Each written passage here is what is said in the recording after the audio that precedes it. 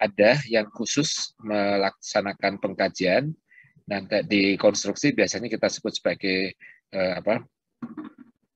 jasa preliminary study, ya, preliminary study. Jadi memang studi kelayakan, ya, studi kelayakan itu sifatnya masih global, ya, sifatnya masih global. Nanti kalau sudah masuk ke tahap perencanaan, ya, masuk ke tahap perencanaan ini produknya adalah biasanya DED, Design Engineering Detail, ya. Sudah secara, ya, kalau di sini pengkajian itu masih secara global, dan tentunya kalau kita lihat biaya yang diperlukan pun juga sangat jauh, ya, kecil, ya, di pengkajian. Perencanaan itu sudah cukuplah bagus. Perencanaan dan perancangan itu sudah Anda nanti akan masuk ke perancangan di sini, ya, untuk diploma 4 kan. Jadi sudah lebih, jadi tidak hanya sekedar perencanaan di atas kertas desain saja, tapi di sini sudah lebih ke arah bagaimana cara melaksanakan nantinya, ya. Kemudian ada pengawasan dan manajemen penyelenggara konstruksi suatu bangunan, ya. Jadi semua unsur. Nah, ini sebetulnya kalau kita mempunyai software yang terintegrasi, itu kita mengenal dengan Building Information Modeling, ya, BIM. Nah, itulah ini kalau kita mau masuk ke secara keseluruhan dari awal sampai akhir, nanti bahkan kalau BIM itu kan bisa sampai ke operasional, ya. Pekerjaan konstruksi adalah keseluruhan atau sebagian kegiatan yang meliputi pembangunan, pengoperasian, berarti melaksanakan sini pemeliharaan, pembongkaran, dan pembangunan kembali suatu bangunan. Ini kalau kita lihat bahwa ada sesuatu yang rusak atau mau dikembangkan, ya, konstruksinya. Nah, ini semua, ya, itu dikenal dengan istilah di sini masuk dalam kelompok manajemen konstruksi di situ. Nanti akan lebih jelas lagi kalau kita sudah masuk. Mungkin sebagian sudah masuk, ya, di mata kuliah MK, ya. Kemudian yang keempat, usaha penyediaan bangunan adalah pengembangan jenis usaha jasa konstruksi yang dibiayai sendiri oleh pemerintah pusat, ya. Usaha penyediaan bangunan adalah pengembangan jenis usaha jasa konstruksi yang dibiayai sendiri oleh pemerintah pusat ataupun pemerintah daerah, atau bisa juga badan daerah, badan usaha, atau masyarakat, dan dapat melalui pola kerjasama untuk mewujudkan, memiliki, menguasai, mengusahakan, dan atau meningkatkan kemanfaatan bangunan. Jadi kalau pemerintah pusat atau pemerintah daerah itu lebih cenderung ke joint operation, pola kerjasama, ya, JO biasanya begitu kan. Jadi pada saat pembangunan itu bisa saja dibiayai sepenuhnya oleh pihak swasta, tetapi di atas tanah pemerintah, ya, di atas tanah pemerintah. Nah, dengan pemodalan untuk membangun gedung itu, maka pihak swasta biasanya mendapat konsesi, ya, konsesi, apa istilahnya, mendapatkan hak untuk mengelola gedung tadi. Misalnya ini mall, ya, kita membangun mall sekian tahun, misalnya 30 tahun. Jadi pihak swasta yang membangun dengan biaya sendiri itu, dia diizinkan untuk mengelola mall tadi selama 30 tahun, mempunyai konsesi selama 30 tahun. Ya. Nah, kemudian setelah 30 tahun gimana? Nah, setelah 30 tahun, bangunan tadi, gedung tadi menjadi milik pemerintah daerah. Kira-kira seperti itulah konsepnya. Nah, tapi bisa saja bahwa joint operation atau pola kerjasama ini tidak hanya dari antara pemerintah dengan swasta, tetapi swasta dengan swasta juga bisa. Kalau swasta dengan swasta berarti kan mereka masing-masing mempunyai kontribusi, ya, misalnya atau katakanlah 50-50, ya, berarti dia beli tanahnya 50%, bayarnya, untuk membangunnya juga 50%, nanti dioperasionalkan secara bersama, keuntungannya dibagi dua. Kira-kira seperti itu. Jadi dimungkinkan saja antara joint operation ini, pola kerjasama ini bisa saja tidak harus dengan antara pemerintah dengan swasta, tapi bisa juga saja dengan swasta dengan swasta. Kemudian pengguna jasa adalah pemilik atau pemberi pekerjaan yang menggunakan layanan jasa konstruksi.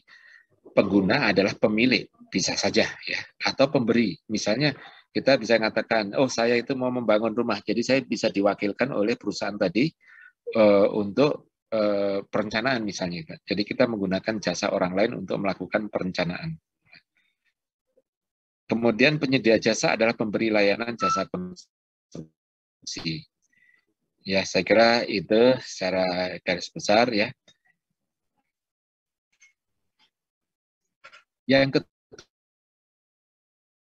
ketujuh, sub penyedia jasa. Jadi penyedia jasa itu bisa saja bahwa dia disupport oleh sub-sub ya. Di sini dikatakan sub jasa adalah pemberi layanan jasa konstruksi kepada penyedia jasa. Nah, itu kan. Jadi bukan lagi kepada pemilik tetapi penyedia. Jadi sub. Kalau itu kontraktor, jadi bisa saja dia mempunyai subkontraktor. Misalnya saya katakan, kontraktor adalah pembangunan gedung, misalnya gitu ya. Kontraktor pembangunan gedung. Bisa saja nanti untuk membangun pondasinya sendiri, dia menunjuk perusahaan lain yang spesialis untuk membangun pondasi. Nah, maka dikatakan ada subkontraktor khusus untuk pondasi. Subkontraktor untuk penyediaan beton ready mix misalnya di situ ya. Dan seterusnya. Jadi bisa saja dimungkinkan seperti itu. Kemudian kontrak kerja konstruksi adalah keseluruhan dokumen kontrak yang mengatur hubungan hukum antara pengguna jasa, penyedia jasa dalam penyelenggaraan jasa konstruksi. Ya. Kemudian 9 adalah standar keamanan, keselamatan, kesehatan, dan keberlanjutan adalah pedoman teknis keamanan, keselamatan, kesehatan tempat kerja konstruksi. Tempat kerja konstruksi. Jadi kemungkinan ini sebagian besar kan di proyek di tempat pembangunan di situ. Dan yang kedua adalah perlindungan sosial tenaga kerja. Jadi yang bekerja di situ mestinya ada perlindungan sosialnya ya. Termasuk di sini adalah terkait dengan kesehatan ya. Jangan sampai nanti kerja terus sakit. Nah, ini kan harus dilakukan perlindungan sosial di situ. Serta tata lingkungan setempat, tata lingkungan, efek dampak yang ditimbulkan dari pembangunan itu, apakah akan merusak apa lingkungan yang ada atau mengganggu lingkungan yang ada misalnya. Nah, kita tahu misalnya kalau kita melakukan pembangunan itu kan yang namanya ada getaran, ada suara, ada debu dan sebagainya. Nah, apakah itu ya mengganggu lingkungan enggak? Misalnya kalau getaran atau suara tadi di sebelahnya rumah sakit. Nah, ini jelas ya, jelas akan mengganggu. Oleh karena itu, metode pelaksananya harus diperhitungkan. Jangan sampai nanti ada suara, apalagi suara yang yang lebih besar dari 60 desibel ya. Jadi untuk kenyamanan orang per orang biasanya kebisingan itu ada batasnya ya. Rata-rata untuk perumahan itu adalah 60 desibel ya. Jadi kalau lebih dari itu sudah mengganggu. Makanya ini sudah salah. Apalagi kalau seperti motor ya dibuka knalpotnya itu ya. Ini jelas sudah di atas 60 desibel, ini sudah tidak nyaman ya. Siapapun yang mendengarkannya.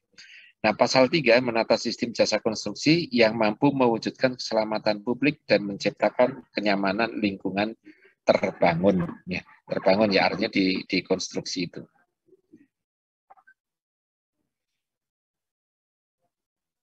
Kemudian yang ketiga, kewenangan, kita bicara tentang pasal 4, saya kira ini nanti sudah kita pernah singgung 2 minggu yang lalu pada saat kita bicara tentang Undang-Undang Nomor 2 tahun 2017 ya.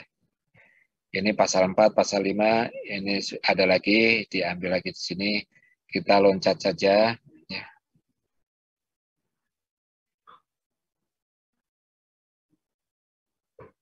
Kemudian standar keamanan, keselamatan, kesehatan, dan keberlanjutan. Standar ya. Pasal 59, dalam setiap penyelenggaraan jasa konstruksi, pengguna jasa dan penyedia jasa wajib memenuhi standar keamanan. Wajib memenuhi standar keamanan, keselamatan, kesehatan, dan keberlanjutan. Nah, kemudian dalam memenuhi standar keamanan, keselamatan, kesehatan, keberlanjutan sebagaimana dimaksud ayat 1 di atas, pengguna jasa dan atau penyedia jasa harus memberikan pengesahan dan persetujuan. Artinya kan ini harus ada di sini disebutkan hasil kajian, berarti ada produknya, ada laporan hasil pengkajian, ada dokumen perencanaan dan atau dokumen perancangan ya. Secara rencana teknis proses pembangunan, pemeliharaan, pembongkaran dan atau pembangunan kembali. Jadi di sini rencana teknis kita sudah bicara tentang detail bagaimana cara membangunnya, bagaimana cara merusaknya, membongkarnya dan seterusnya. Semua sudah tertulis ya. Artinya dokumen ini harus atas persetujuan antara pengguna jasa dengan penyedia jasa. Jadi mungkin penyedia jasa akan memberi atau membuat dokumen, kemudian apakah disetujui atau tidak, yaitu tadi bahwa kebisingan yang akan dimunculkan akan terjadi pada pembangunan itu maksimum 60 desibel misalnya situ. Itu kan di dalam draft pedoman atau panduan atau dokumen yang ada. Nah, dalam pelaksanaan ya kita akan melakukan kontrol secara bersama-sama ya, evaluasi bersama-sama apakah memang betul ya bahwa kebisingan yang dimunculkan di situ tidak melebihi dari 60 desibel misalnya di situ. Nah, kalau ada ya berarti salah ya. Harus dicari lagi. Dokumen tadi dirubah ya tentunya supaya hasilnya tidak melebihi dari 60 desibel. Ini ya, jadi A dan B. Kemudian C, pelaksanaan suatu proses pembangunan, pemeliharaan, pembongkaran, dan atau pembangunan kembali. Kalau tadi A adalah hasil pengkajian, hasil kajian, ya studi kelayakan. Kemudian yang B, rencana teknis, barangkali sudah masuk ke DED, dan ya metode pelaksanaannya. Yang ketiga adalah pelaksanaannya, ya, melaksanakan. Ya. Kemudian yang keempat adalah penggunaan material, peralatan dan atau teknologi. Ya. Dan yang kelima adalah hasil layanan jasa konstruksi. Produknya apa di situ? Kemudian standar keamanan, keselamatan, kesehatan, keberlanjutan sebagai dimaksud ayat 1 di atas paling sedikit meliputi. Ini ada standar mutu bahan. Standar mutu bahan mungkin di material teknologi sudah Anda dapatkan ya standar mutu bahannya seperti apa. Jadi kan ini mutu dari bahan dasarnya, bukan oh Pak saya ingin tahu bahan beton gimana ya, termasuk nantinya. Jadi beton ya FC ya. FC akselnya berapa? Itu kan mutu betonnya. Tetapi pasirnya bagaimana ya? Kemudian semennya, kerikilnya, airnya, itu kan ada ketentuan-ketentuan. Nah, ini masuk ke dalam standar mutu dari material atau bahan. Yang kedua adalah standar mutu peralatan. Ya. Apakah alatnya masih bagus untuk digunakan? Jangan sampai nanti pas digunakan malah patah ya, dan seterusnya. Standar keselamatan dan kesehatan kerja ini wajib. Ya. Kemudian standar prosedur pelaksanaan jasa konstruksi, prosedur pelaksanaan ya di sini. Yang berikutnya adalah standar mutu hasil pelaksanaan. Berarti nanti kalau kita akan ngecor, kualitas betonnya berapa? FC aksen berapa di situ. Ya. Dan harusnya yang namanya standar mutu kan adalah nilai minimum ya. Jadi hasilnya mestinya ada di atas, angka-angkanya ada di atas dari hasil itu. Standar operasi dan pemeliharaan, SOP ya. Bagaimana cara mengoperasikan, menjalankan, dan bagaimana cara memelihara. Kalau ada kerusakan ya tentunya memperbaikinya. Kemudian pedoman perlindungan sosial bagi tenaga kerja dalam pelaksanaan jasa konstruksi.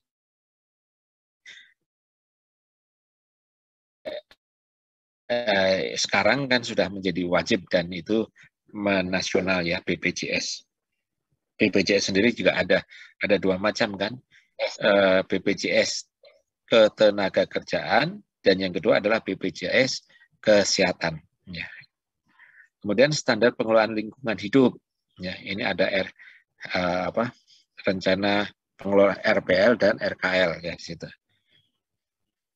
Nanti di K3 juga nanti ada K3. Jadi khusus untuk K3L sini lingkungannya akan ada topik tersendiri di bagian belakang nanti dengan Pak Bambang SP ya. Standar keamanan, keselamatan, kesehatan dan keberlanjutan untuk setiap produk jasa konstruksi sebagaimana dimaksud dalam ayat 1 diatur oleh Menteri Teknis. Jadi di sini kenapa bukan Menteri PU? Karena yang namanya jasa konstruksi itu tidak hanya Kementerian PU saja ya. Konstruksi itu ada juga di ESDM misalnya di situ. Ada juga di perhubungan ya. Jadi mereka akan mengatur sendiri, akan ada standarnya sendiri-sendiri. Perhubungan misalnya apa? Yaitu kereta api misalnya gitu. Ya. Atau juga namanya bandara ya. atau pelabuhan, itu semua kan ada di Kementerian Perhubungan. Ya. Kalau SDM ya misalnya jalur pipa, ya, transmisi dan seterusnya di situ. Dalam menyusun standar keamanan, keselamatan, kesehatan, dan keberlanjutan untuk setiap produk jasa konstruksi, Menteri Teknis terkait sebagaimana dimaksud pada ayat 1 memperhatikan kondisi geografis yang rawan gempa dan kenyamanan lingkungan terbangun gitu ya. Ini saya kira kita lanjut. Kemudian berikutnya adalah Permen PU nomor 5 tahun 2014 tentang SMK 3 bidang pekerjaan umum. Jadi khusus ke sana ya. Sama ya, di situ yang pertama pasti kita bicara tentang penetapan kebijakan K3 dan manajemen menjamin kemitraan. Ya. Baru nanti kita bicara tentang perencanaan K3. Ya. Kemudian setelah perencanaan tentunya juga diterapkan. Ya. Kemudian pengukuran dan evaluasi. Ada juga kalau yang mengatakan bukan pengukuran tapi monitoring, ya sama aja lah intinya ya. Intinya standarnya seperti apa, dilaksanakan seperti apa. Kemudian nanti kalau ada temuan yang tidak sesuai, kita bisa lakukan peninjauan ulang ya. Kalau perlu peningkatan ya. Peninjauan ulang, peningkatan oleh manajemen. Ya, ini adalah siklus ya. Tentunya siklus ini ya, siklus ini akan berjalan terus ya dan berkembang terus ya. Tidak stuck atau berhenti begitu saja ya, atau selesai ya. Terus karena memang situasinya akan menuntut perubahan-perubahan untuk menuju ke kesempurnaan. Setelah membaca dan mempelajari modul ini, peserta mampu memahami, menjelaskan dan menerapkan Permen PU nomor 5 tahun 2014 tentang pedoman K3 konstruksi bidang pekerjaan umum. Nah, beberapa kasus yang terjadi di proyek besar memang selalu terjadi kecelakaan kerja. Ya, kita tidak pungkiri ya, meskipun K3 ini sudah mulai digalakkan, atau katakanlah Undang-Undang Jasa Konstruksi, itu yang pertama sebetulnya kan nomor 18 tahun 1999 itu sudah diterapkan ya, tapi kemudian dirubah di Undang-Undang nomor 2 tahun 2017. Tapi tetap dalam pelaksanaan di lapangan tidak mudah ya. Tidak mudah, nanti di bagian ada apa, karena ini terkait dengan budaya ya, budaya. Kalau kita katakan budaya mutu, yaitu terkait dengan kualitas dari pekerjaan. Yang kedua adalah budaya keselamatan atau budaya K3 ya. Ini memang kesannya menjadi beban ya, tetapi sebetulnya ini adalah kita berjuang atau berkaitan dengan nyawa seseorang, terutama nyawa tenaga kerja. Ya, dengan penerapan sistem K3 ini mampu mengurangi jumlah kecelakaan di proyek. Ya. Nah, sebetulnya tujuan akhirnya bukan mengurangi, tetapi zero accidents ya. Zero accidents. Accident kecelakaan sama dengan 0 di situ. Nah, Anda tahu kan kalau kita bicara tentang accident itu apa maksudnya kan kita. Jadi sistem K3 di proyek harus benar-benar diterapkan dan menjadi pedoman ya. Selain diterapkan menjadi pedoman bagi seluruh orang yang bergerak di bidang jasa konstruksi. Ini ada beberapa gambar terkait dengan APD ya yang umum dipergunakan atau dipakai oleh tenaga kerja konstruksi. Kemudian di sisi kanan penyebab kecelakaan kerja. Misalnya di sini adalah kecerobohan personal. Dia tahu ya, tetapi karena dia menganggap enteng, maka terjadi kecelakaan. Ini ceroboh ya, lebih cenderung ngeceroboh. Kemudian yang kedua adalah lingkungan fisik itu kita bicara tentang ya lingkungan. Ya. Lingkungan fisik yang mempengaruhi kita. Kita bekerja lingkungannya seperti apa? Panas atau dingin dan seterusnya ya. Ini yang harus kita perhatikan ya. bisa saja menyebabkan terjadinya kecelakaan kerja. Yang ketiga adalah kecenderungan terjadinya kecelakaan, ya. Accident prominensi, ya. Kecenderungan terjadi kecelakaan, ya, kecenderungan biasanya boleh dikatakan begitu, ya. Kemudian kehidupan kerja yang berkualitas rendah, ini terkait dengan, ya, ini yang tadi dikatakan, ini terkait dengan budaya tadi. Kita sudah dari kecil nggak pernah menerapkan budaya yang baik, budaya bersih, budaya tolong menolong, ya akhirnya bisa seperti itu, ya. Sama aja dengan K3, ya. K3 ini hanya dibiasakan. Oleh karena itu kan sekarang digalakkan, ya, di dunia pendidikan hampir semua ada materi K3. K3 terkait dengan sipil, ya, konstruksi. Ada juga K3 yang terkait dengan teknik mesin, ya, K3 yang terkait dengan kimia dan seterusnya. Listrik juga sampai ke situ. Ya, kemarin sudah ada latihannya, nanti kita coba lihat, ya, pada sesi kedua. Ya. Ketentuan umum, ya, saya kira ini kita skip aja, ya, kita buka secara pelan-pelan, ya. Nah, ini yang perlu kita perhatikan, petugas K3 konstruksi adalah petugas di dalam satu organisasi pengguna jasa dan atau organisasi penyedia jasa, pelatihan atau bimbingan teknis SMK3 konstruksi, ya. Ini. Jadi ada syaratnya. SMK3 konstruksi bidang PU tentunya, ya. Karena kalau kita sudah bicara pedoman, maka pedoman sedetail-detailnya, ya. Ini khusus untuk konstruksi kita adalah konstruksi di teknik sipil. Bukan berarti untuk pekerjaan K3 di bidang lain, ya, energi, ESDM atau pertambangan, tidak boleh, ya.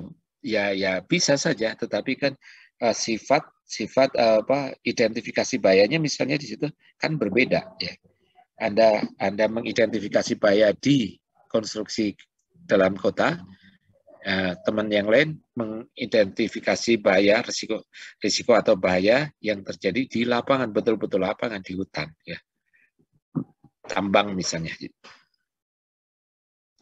Dibuktikan dengan surat keterangan mengikuti pelatihan. Ya, di sini ini ijazah atau masih menjadi syarat, ya. Ijazah atau sertifikat. Jadi mau tidak mau kita harus mencari, ya. Nah, sekarang agak mudah karena hampir semua perguruan tinggi, politeknik misalnya, itu semuanya hampir sudah mempunyai yang namanya LSPP 1. Ya. Nah, di situ kita bisa mengikuti pelatihan. Kalau tidak ada, kalau itu memang gampang, artinya di dalam mata kuliah ada, ya kita ikutin saja ujiannya. Ya. Uji sertifikasi mahasiswa ini setiap tahun untuk Polban sendiri nggak ada masalah karena banyak tawaran, artinya banyak tawaran itu biaya yang muncul ditanggung oleh PU ataupun oleh Kementerian Pendidikan dan Kebudayaan. Nah, yang tidak kalah pentingnya sebetulnya adalah ini, ya, penyakit akibat kerja. Adalah penyakit yang disebabkan oleh pekerjaan. Ya. Bisa saja oleh alat bantu, oleh bahan, proses maupun lingkungan kerja. Jadi ini sangat-sangat dimungkinkan dan itu mudah sekali kita dapatkan. Faktor-faktor penyebab kecelakaan kerja, ini basic cost-nya, ya. Ini ada 3 komponen kan, yaitu tenaga kerja sendiri, bahan, dan yang ketiga alat. Ini kalau 3-tiganya digabung itu tidak lain adalah masuk dalam proses tadi, ya. Nah, proses tadi tetap saja harus memperhatikan apakah faktor kesehatan, faktor keselamatan, dan yang ketiga faktor lingkungan. Ya. Ini harus semua diperhatikan. Risiko, ya, kemarin sudah, ya, minggu yang lalu, risiko K3 konstruksi adalah ukuran kemungkinan kerugian, ya. Kemungkinan di sini, kemungkinan kerugian, ya, terhadap keselamatan umum, ya, harta benda, jiwa manusia, dan lingkungan yang dapat timbul dari sumber bahaya tertentu. yang terjadi pada pekerjaan konstruksi. Nah, kemarin kan kita sudah sampaikan ada beberapa contoh mestinya. Tapi secara garis besar bisa kita katakan kita bagi dalam dua hal. Yang pembaginya itu sebetulnya kan kita bicara tentang K3 di kantoran. Keselamatan kerja di kantor. Orang bekerja di kantor, di dalam ruang tertutup. Dan yang ketiga adalah bekerja di lapangan atau terbuka di situ. Ini tentunya akan berbeda hasilnya ya. Ya, kita lihat. Manajemen risiko adalah proses manajemen ya, mengelola ya, terhadap risiko. Ini harus tahu ya. Jadi sebelum kita memulai satu pekerjaan, harusnya semua udah jelas di situ. Risikonya apa sih kalau saya mengerjakan pondasi kali misalnya, batu kali ya, dan seterusnya. Pada pekerjaan konstruksi, ya, manajemen risiko adalah proses manajemen terhadap risiko yang dimulai dari kegiatan mengidentifikasi bahaya, meningkat hingga risiko, mengendalikan risiko. Ya. Mengendalikan risiko, menilai tingkat dan mengendalikan risiko. Ini pada akhirnya muaranya kita harus lari ke sini. Yang ketiga, monitoring dan evaluasi K3 konstruksi yang sebelumnya disingkat dengan MONEF K3 konstruksi adalah bagian pemantauan dan evaluasi terhadap kinerja penyelenggara K3 konstruksi yang meliputi pengumpulan data,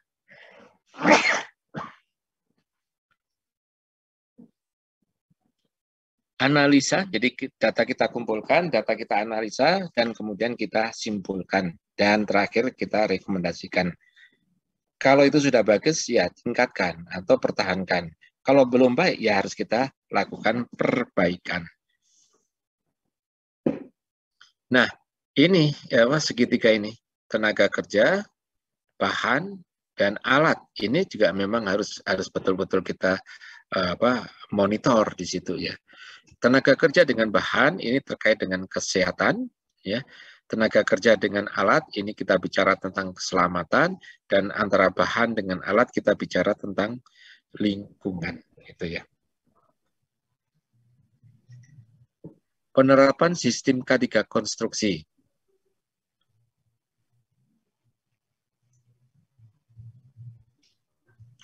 Pasal 4, setiap penyelenggara pekerjaan konstruksi bidang pekerjaan umum wajib menerapkan SMK 3 konstruksi.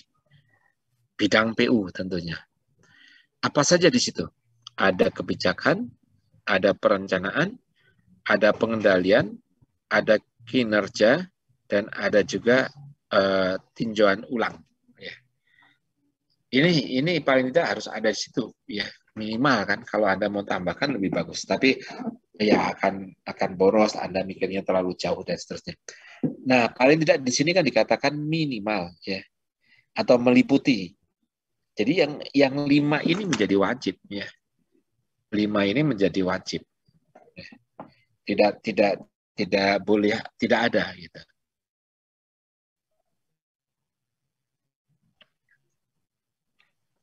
Lanjut. Gitu.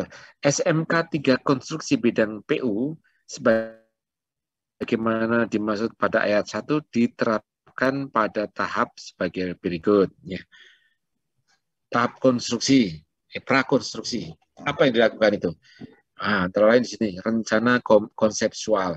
Tadi dikatakan bahwa kita akan membangun sesuatu ya. Konseptualnya apa gitu kan. Ini misalnya kita akan membangun gedung ya. Konseptualnya adalah bahwa gedung ini adalah smart building misalnya di situ. Nah, tentunya pemilihan bahan materialnya juga harus hati-hati di situ kan. Meliputi studi kelayakan, feasibility study, atau survei dan investigasi. Nah, survei itu mungkin sudah, ini tetapkan letaknya di sini, akan saya bangun gedung ini, lebar jalan berapa. Nah, di situ misalnya kita lakukan di mana sih letak sumur bor misalnya.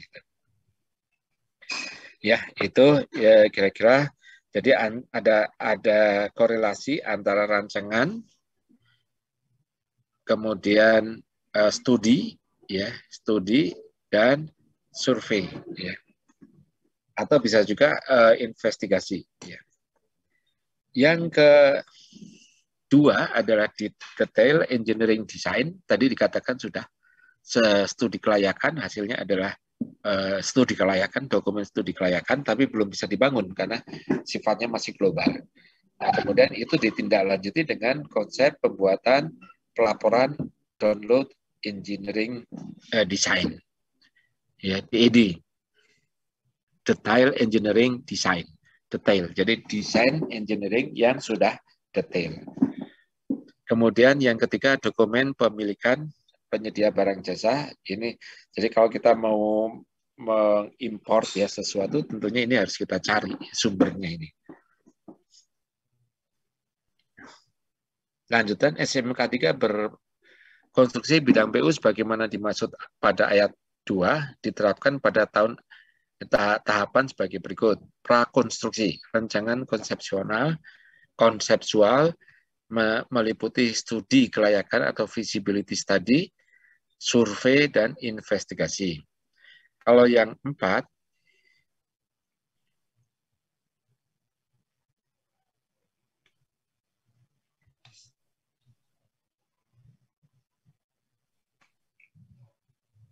sorry. Oke ya. Nah, kemudian setelah tahap konstruksi semua selesai, sampai ke dokumen pemeliharaan penyedia barang, ya baru tahap berikutnya adalah tahap pemilihan penyedia jasa atau jasa konstruksi. Tahap ini, ya, pemilihan penyedia jasa procurement, tahap pelaksanaan konstruksi, dan tahap penyerahan hasil akhir pekerjaan. Jadi ada 3 kali minimal kan situ. Kalau ya kalau sudah jalan setiap bulan lebih bagus lagi 2 minggu sekali misalnya untuk koordinasi atau melihat hal-hal yang bisa dikembangkan lebih jauh. Nah, sayang di sini penerapan SMK konstruksi bidang PU ditetapkan dan berdasarkan potensinya ya. Misalnya di sini adalah potensi bahaya se-Indonesia. Dimaksud pada ayat 1 menjadi potensi bahaya tinggi. Apabila pekerjaan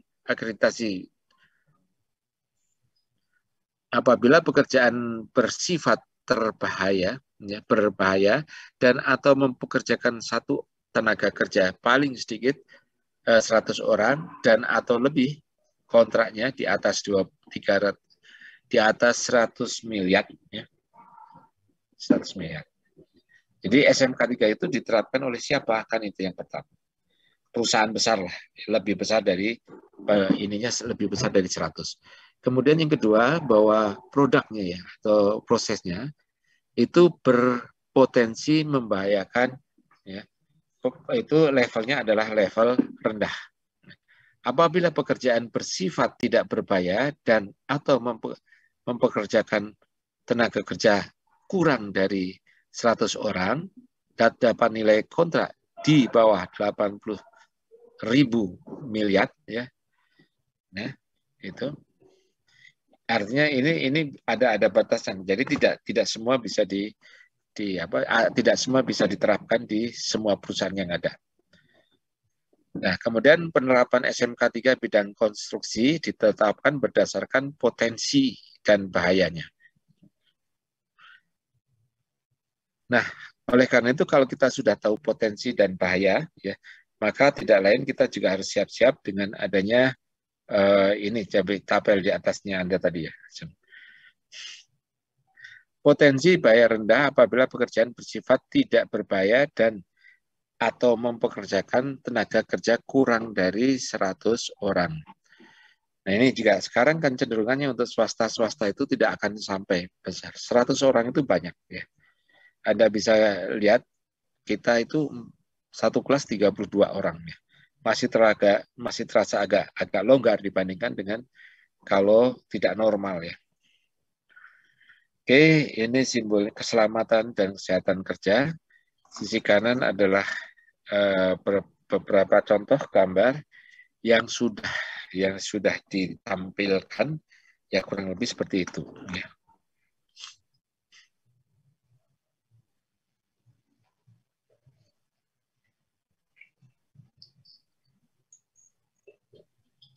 Kenapa mati? Pasal 5 ya saya kira ini penerapan SMK 3 pada tahap prakonstruksi, saya kira nanti bisa lanjut ya. Prakonstruksi tadi adalah studi kelayakan ya, masih di awal. Kalau memang itu proyek nasional ya biasanya kan pakai sayembara dulu lah. Nah, pada tahap konstruksi itu sebelum tahapan yang itu. Rancangan konseptual, studi kelayakan, survei, dan investigasi wajib memuat ya, telaah terhadap analisa K3. Yang kedua adalah menyusun detail engineering design atau DED untuk mengidentifikasi bahaya melalui risiko K3 serta pengendaliannya pada penetapan kriteria perancangan dan pemilihan material pelaksanaan konstruksi serta operasi dan penculikan. Kok jadi penculikan? Pemeliharaan, operasi dan pemeliharaan. Mengidentifikasi dan menganalisa tingkat risiko K3, ya, mengidentifikasi dan menganalisa tingkat risiko. Kemarin kan kita sudah bisa kita bicara tentang matriks. Matriks apa? Matriks hubungan antara sering terjadinya ya atau keparahan misalnya. Nah, ini kan akan memunculkan jenis-jenis warna ya. Yang menandakan oh ini berbahaya, ini tidak berbahaya dan seterusnya itu nanti adalah dari sisi warna. Ya. Kemudian yang ketiga, penyusunan dokumen pemilihan penyedia jasa dan jasa wajib memuat ya apa saja. Yang pertama adalah potensi bahaya. Potensi bahaya, jenis bahayanya dan identifikasi bahaya K3 konstruksi yang ditetapkan oleh PPK. Ya, PPK ini adalah project ya, pimpinan project, Pimpro. Kemudian yang ke B adalah kriteria evaluasi untuk menilai pemenuhan persyaratan K3 konstruksi termasuk terhadap penilaian dokumen RK3K. Nah, itu nanti akan kita bicara tentang RK, rencana ke K3 konstruksi. Nah, ini saya kira untuk pasal-pasal kita skip ya.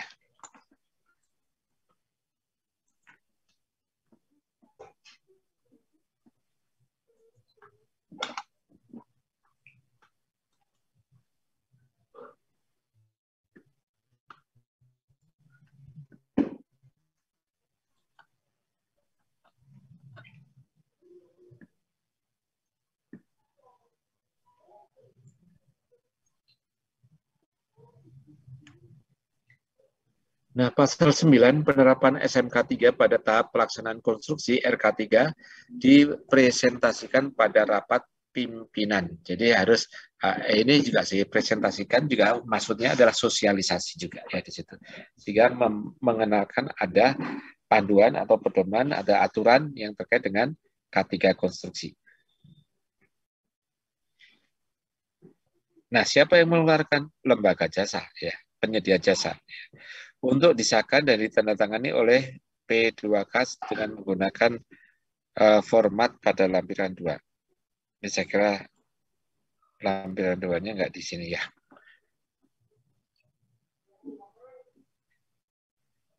Apabila dalam pelaksanaan pekerjaan terdapat ketidaksesuaian dengan penerapan RK3, maka ya,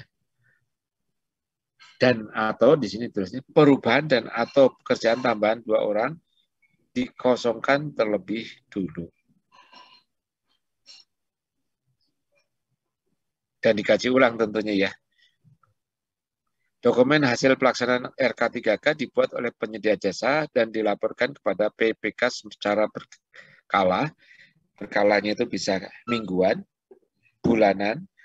Nah, gimana Pak? Karena ini proyeknya juga cuma 2 bulan, kok masa kita bikin laporan 2 bulanan gitu ya. Jadi sekarang sedang persiapan, awal bulan depan sedang mulai membangun, awal bulan depan sedang dibongkar lah itu. Kapan proses pembangunannya nanti kan kita nggak lihat. Dokumen hasil pelaksanaan BRK3K dibuat oleh penyedia jasa dan dilaporkan kepada PPK, Pimpro ya, secara berkala. Harian bisa harian, mingguan, bulanan, triwulanan, dan seterusnya ya tergantung dari besar kecilnya proyek yang ada. Yang menjadi bagian dari laporan pelaksanaan pekerjaan. Apabila dalam pelaksanaan pekerjaan terdapat ketidaksesuaian dalam penerapan K3 ini, RK3K dan atau perubahan dan atau pekerjaan tambah kurang, maka RK3K harus ditinjau ulang oleh ormas yang bersangkutan. Ormas ini tentunya kan tadi sudah disampaikan ya. Penyedia jasa wajib melakukan memperhatikan dan peningkatan kinerja suatu hasil dari evaluasi kinerja RK3 yang dilakukan triwulan dalam rangka menjamin ketersediaan dan efektivitas penyewaan ini. Ya. Nah, di sini faktor yang mempengaruhi ada karir kerja, ada lingkungan, ada manusianya itu sendiri, ada peralatan, ada bahan. Ya.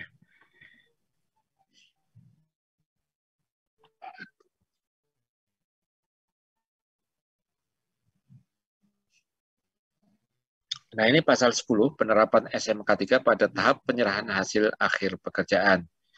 Pada saat pekerjaan uji coba dan baik dan layak fungsi ya, sistemnya, testing dan commissioningnya ya, untuk penyerahan hasil akhir pekerjaan ahli K3 konstruksi atau petugas keamanan, K3 konstruksi harus memastikan bahwa prosedur K3 telah dilaksanakan.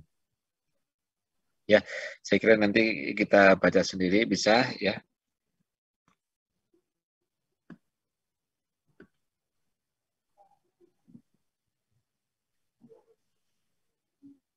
Nah, di sini disampaikan tugas, tanggung jawab, dan wewenang. Saya kira nanti bisa dibaca sendiri.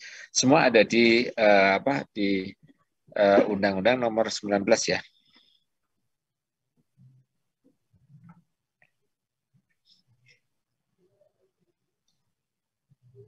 Nah, kemudian pasal 19 adalah penyedia jasa pelaksanaan konstruksi. Ya, saya kira juga sudah ya, misalnya berhak meminta penjelasan pada polisi ULP tentang risiko K3 konstruksi termasuk finalisasi termasuk kondisi dan potensi bahaya yang dapat terjadi pada saat rapat penjelasan pekerjaan ya, unwasing ya, atau pada waktu sebelum batas akhir pemasukan penawaran. Ya. Siapa adik ya? Ada yang mau ditanyakan? Belum ada, Pak. Oke. Belum, Pak. Ada yang bocor ya. Kemudian menyampaikan RK3K penawaran sebagai lampiran dokumen penawaran. Ini sebetulnya nanti RK3 itu akan menjadi satu dengan dokumen kontrak ya. Di penawaran kalau jadi kan misalnya Polban mempunyai suatu proyek ini kan ditawarkan. Nah, beberapa perusahaan itu akan mengajukan proposal ya, atau dokumen tender. Nah, salah satu atau bagian dari dokumen tadi itu adalah ada RK3K-nya ya. Oke, lanjut. Apabila ditetapkan sebagai pemenang lelang ya, maka menyampaikan RK3K yang memuat seluruh kegiatan pekerjaan yang akan dilaksanakan pada saat rapat persiapan. Nah, ini kalau Anda pertama kali ini kan biasanya kalau tidak konsultan ya berarti kontraktor kan. Nah, kalau Anda bekerja di sana tentunya harus melengkapi hal itu ya, melengkapi dokumen itu. Nanti di sesi kedua kita akan coba lihat ya. menugaskan ahli K3 konstruksi untuk setiap paket pekerjaan yang mempunyai tingkat potensi bahaya.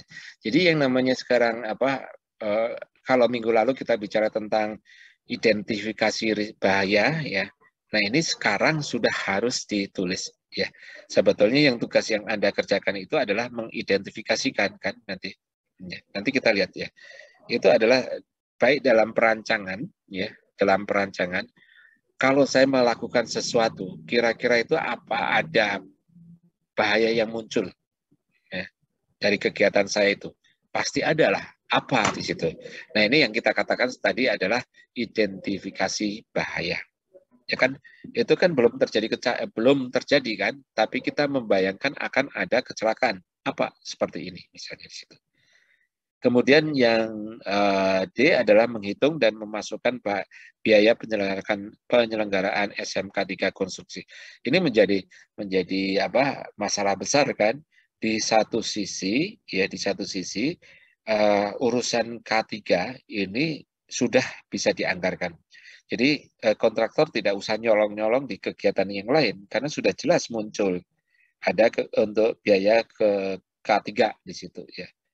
Nah, tapi ada yang kadang-kadang ada yang memasang minim, ada yang memasang logis, ada yang memasang maksimum. Nah, ini tergantung. Kalau saya pasang minim, mungkin pelaksananya akan rugi karena saya harus menyediakan dana lebih dari yang dibutuhkan. Yang sedang-sedang sajalah gitu. Kalau ini berlebih, nanti akan kalah ya. Dalam tender pasti kalah karena kita mengambil uang yang cukup besar di situ. Yang E adalah membuat rangkuman aktivitas pelaksanaan SMK 3. Ya, ini laporan ya. Laporan ada laporan harian, mingguan, bulanan, dan seterusnya ya. Sebagai bagian dari dokumen serah terima kegiatan. Nanti dirangkum di belakang apa yang terjadi selama ini ya. Ya, oke, ini kalau terkait dengan pembiayaan tentunya kontraktor harus melampirkan atau melaporkan kepada P2K atau Pinpro dan dinas yang membidangi ketenagakerjaan setempat ya tentang kejadian berbahaya atau kecelakaan kerja selama konstruksi dilaksanakan. Kemudian menindaklanjuti surat peringatan yang diterima misalnya oleh dari Pinpro ya. Kemudian bertanggung jawab atas terjadinya kecelakaan kerja dan penyakit akibat kerja apabila tidak menyelenggarakan SMK 3 konstruksi bidang PU. Ya, kemudian yang berikutnya adalah mengikut sertakan pekerjanya dalam program perlindungan tenaga kerja, ya BPJS tenaga kerja, dan juga BPJS kesehatan. Ya. Ini dua-duanya saling terkait. Demi keselamatan kerja, pakailah alat pelindung diri, safety first. Ya. Oke, kemudian biaya penyelenggaraan SMK 3 konstruksi bidang PU dialokasikan dalam biaya umum yang mencakup. Nah, di situ kalau kita nanti akan mengajukan anggaran untuk proses tender tadi, ya apa saja sih untuk SMK 3? Ya dari ini penyiapan RK3K. Ini kan Anda menulis ya rencana K3 konstruksi, rencana K3 ya. Berarti kan ini harus lengkap. Kalau kita akan membangun suatu bangunan gedung, kan pasti dimulai dari pembersihan lahan ya. Kemudian penggalian untuk pondasi dan sebagainya.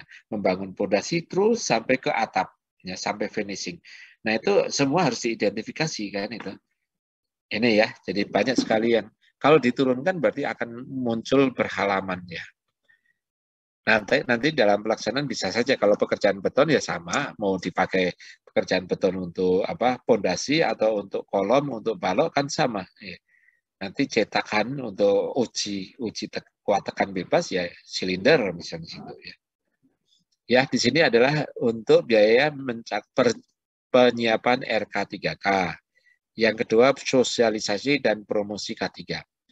Makanya di sini di Indonesia yang namanya bulan K3 itu selalu bulan Januari, Februari, di mana proyek-proyek belum memasuki kegiatan pelaksanaan.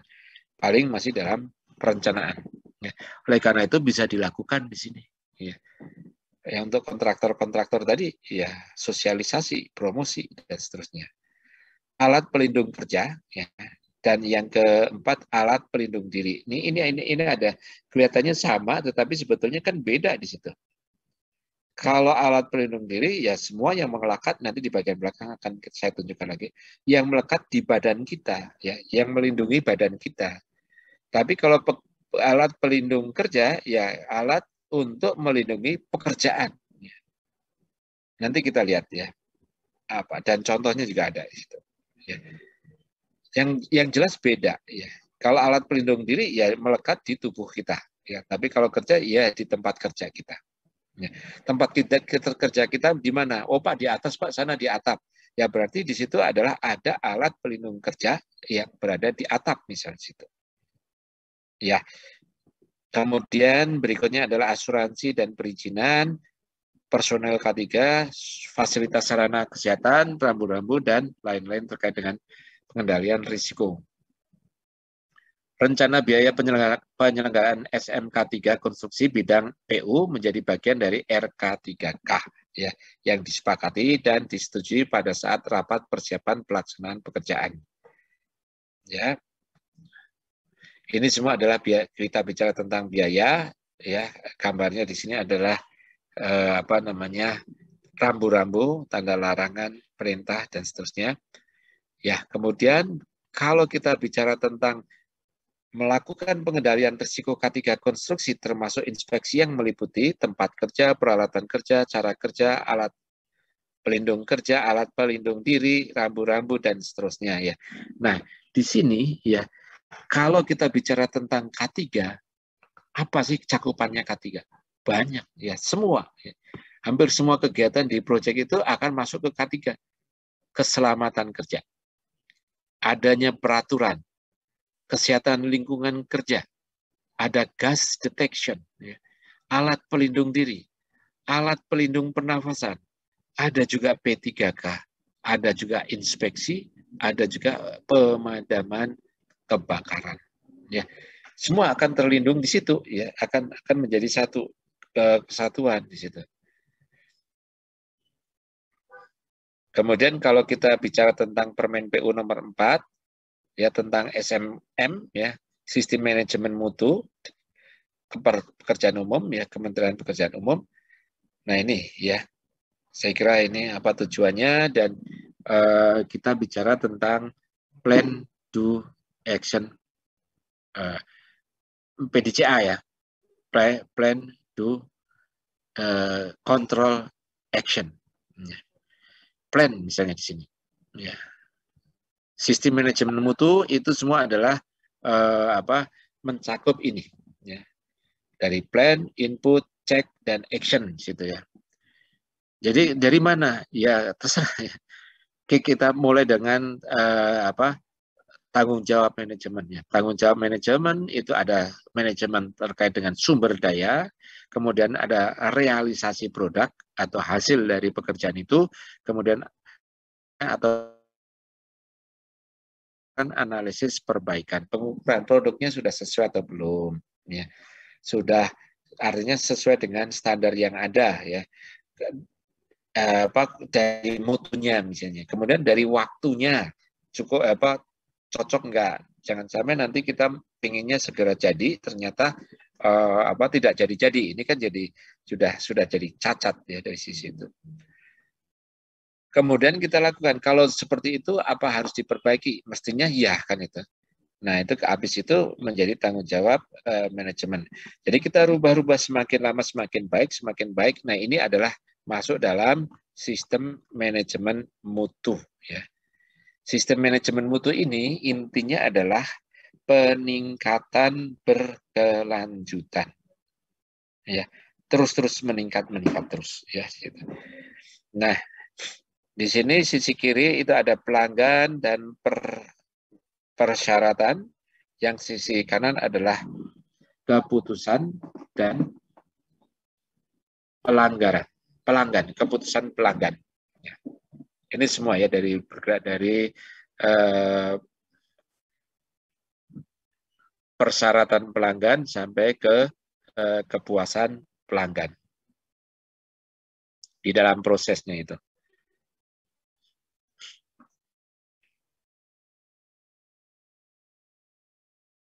Nah, kalau kita bicara tentang ini ya, strategi Kementerian PU, saya kira intinya sama ya. Jadi intinya Kementerian Pekerjaan Umum dalam pembangunan nasional mengacu pada rumusan tujuan, yaitu menyelenggarakan pembangunan di bidang pekerjaan umum dan perumahan rakyat yang terpadu dan berkelanjutan.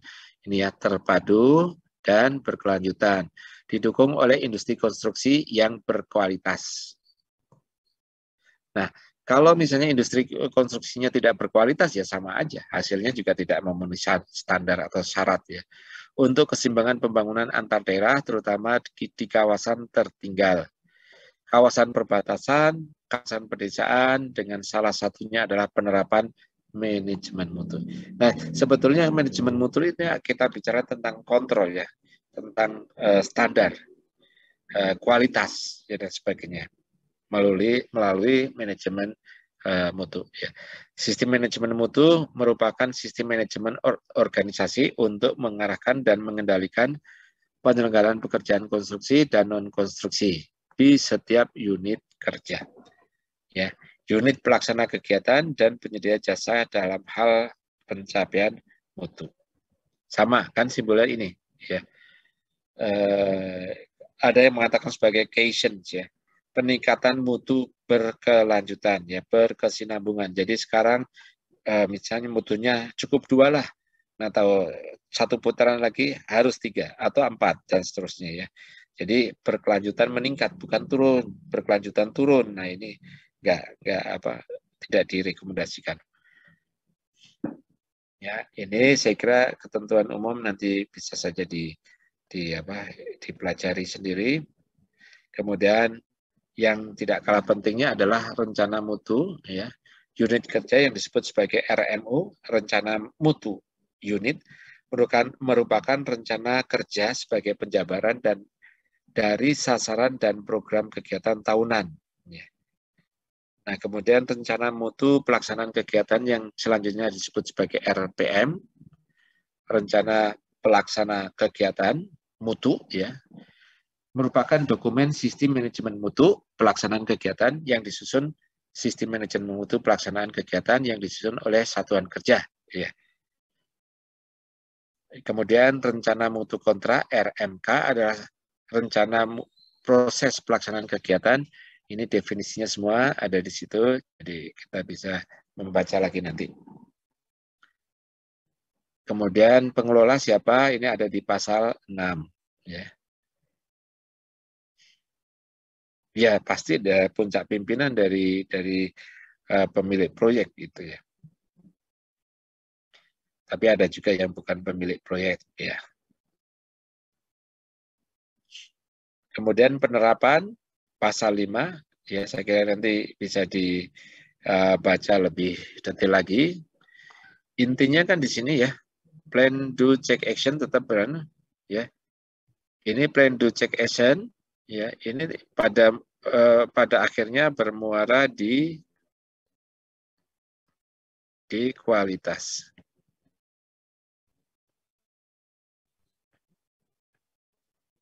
Ya, itu kira-kira ya.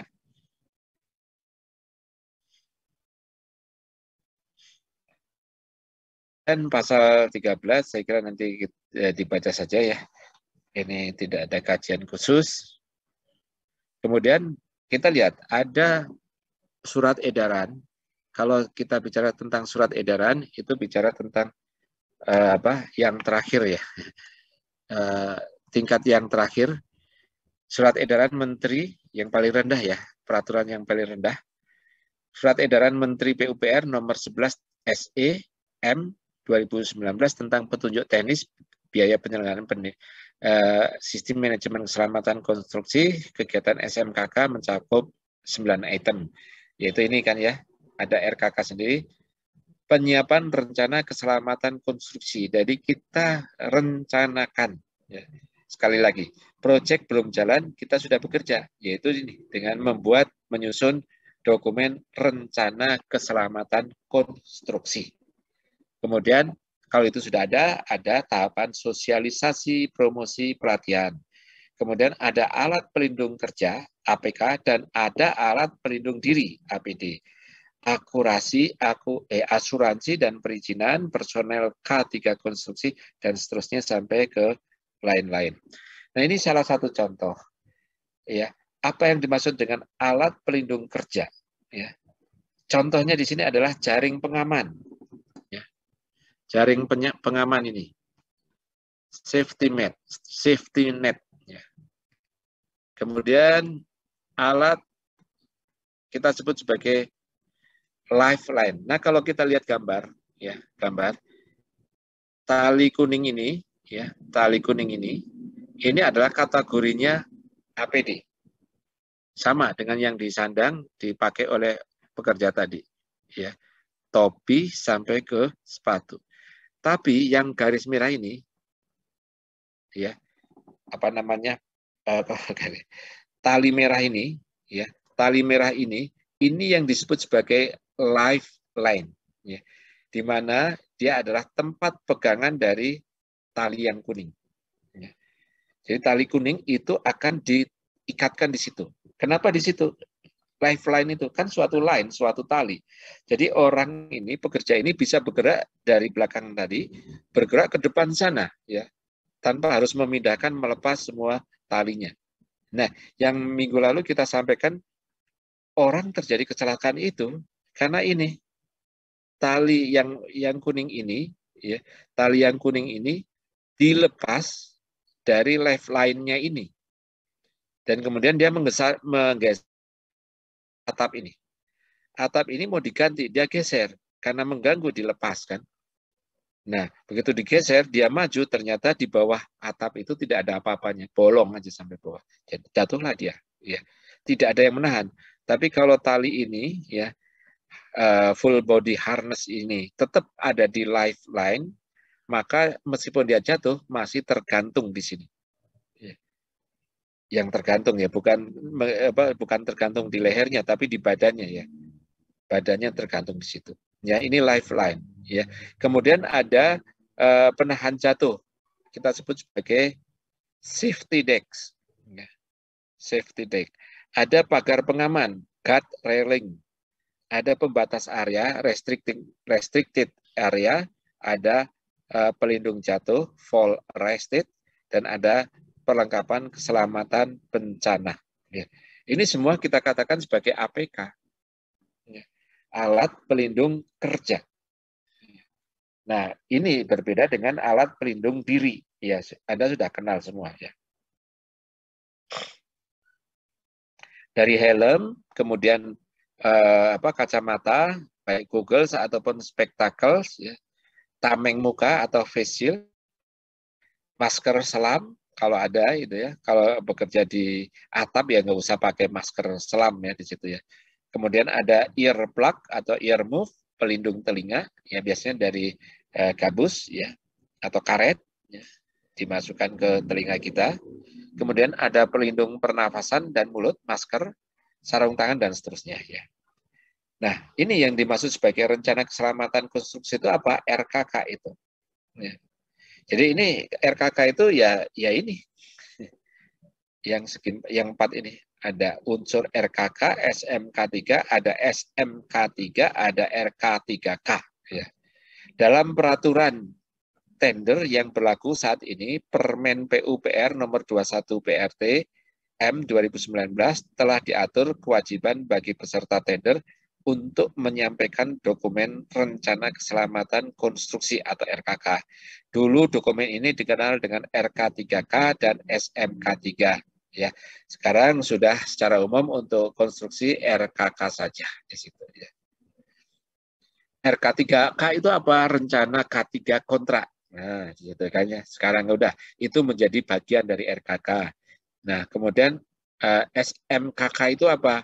Adalah bagian dari sistem manajemen pekerjaan konstruksi dalam rangka penerapan keamanan, keselamatan, kesehatan, dan berkelanjutan pada setiap pekerjaan konstruksi.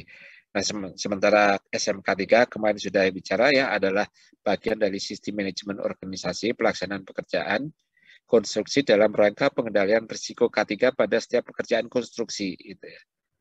Nah, bentuk rencana keselamatan kesehatan kerja kontrak ya RK3K adalah ada RK3K usulan penawaran, ada RK3K pelaksanaan pekerjaan. Ya, ini merupakan bagian dari dokumen tender. Nah, contohnya seperti ini ya. Nanti pada saat Anda memasuki itu ada tabel sudah dalam tabel-tabel lebih enak itu ya. Identifikasi bahaya penilaian risiko ini sudah ya, nomor, jenis tipe pekerjaan, identifikasi bahaya, dampak, kekerapan.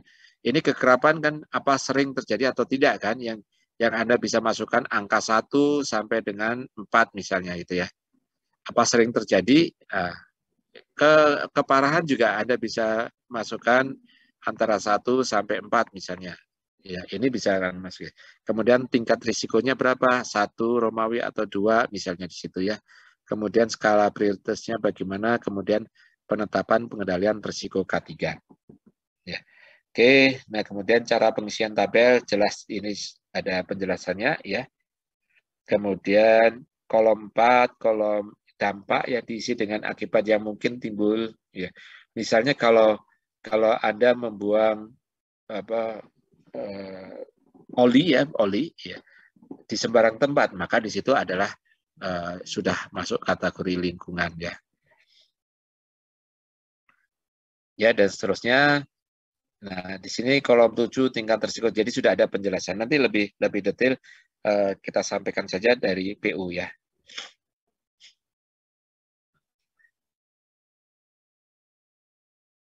Nah, kemudian rambu-rambu juga ya.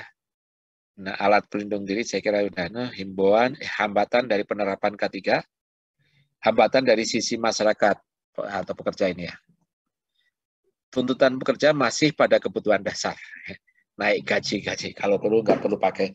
Ini kalau dikatakan ini nanti uangnya untuk beli APD, gitu. Nggak usah lah Pak, biar aja kita dibagi aja ke kita gitu ya. Akhirnya nggak jadi alat pelindung diri ya. Banyak pekerja tidak menuntut jaminan K3 karena SDM yang masih rendah. Nah, ini yang sayang ya, sudah pengetahuan terhadap keselamatan kerjanya rendah, dia tidak mau menggunakan APD ya. Ini yang potensi bahaya. Kemudian hambatan dari sisi perusahaan biasanya lebih menekan biaya produksi serendah-rendahnya atau operasional ya, dan meningkatkan efisiensi pekerja untuk menghasilkan keuntungan yang sebesar-besarnya. Ya biasa di situ ya, kecuali kalau memang pemerintah ya, milik pemerintah BUMN. Itu pun juga masih ya, mereka juga ada target kan. Jadi keuntungan harus sekian itu. Nah, kemudian istilah yang sudah kita ini sudah ya sejak pertemuan pertama kita sudah bicara tentang hazard itu apa ya. Kemudian dangers atau bahaya itu apa ya. Kemudian risiko itu apa, insiden itu apa, accident itu apa. Ya saya kira ini nggak usah diulang lagi karena ini sudah ada di situ.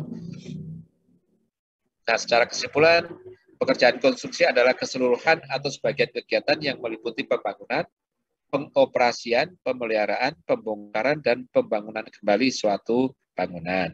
Yang kedua, potensi bahaya adalah kondisi atau keadaan baik pada orang, peralatan, dan mesin, ya, pesawat, instalasi, bahan, cara kerja, sifat kerja, proses produksi, dan lingkungan yang berpotensi menimbulkan gangguan, kerusakan, kerugian, kecelakaan, kebakaran, peledakan, pencemaran, penyakit akibat kerja ya, dan seterusnya ya. Saya kira itu sesi pertama ya.